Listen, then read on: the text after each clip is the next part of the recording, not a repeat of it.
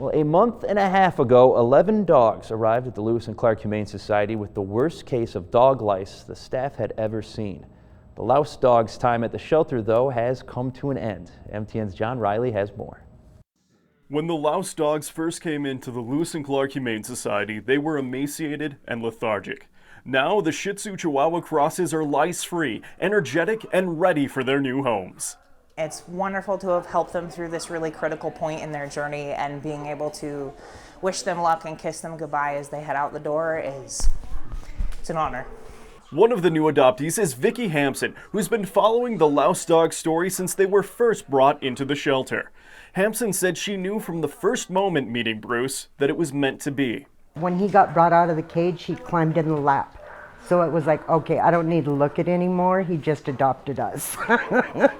The shelter said they received more than 50 applications for the Louse Dogs from great people with great homes.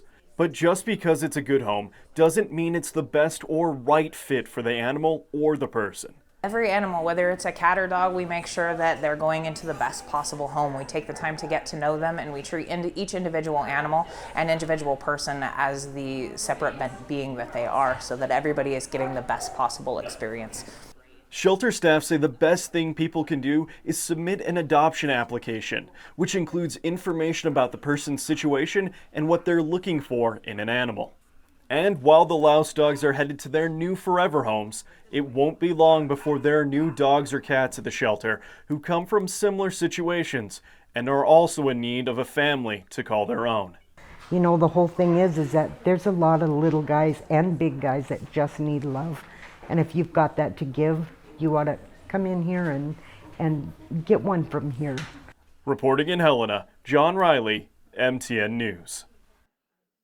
Thanks, John. And even though they were small, the cost of caring for the Louse Dogs was around $10,000, in large part due to their treatments in quarantine. Now, the shelter's next fundraiser will be Wine for Whiskers on Saturday, September 14th. The Lewis and Clark Humane Society say they're able to take care of the animals thanks to the support of the community and events like Wine for Whiskers.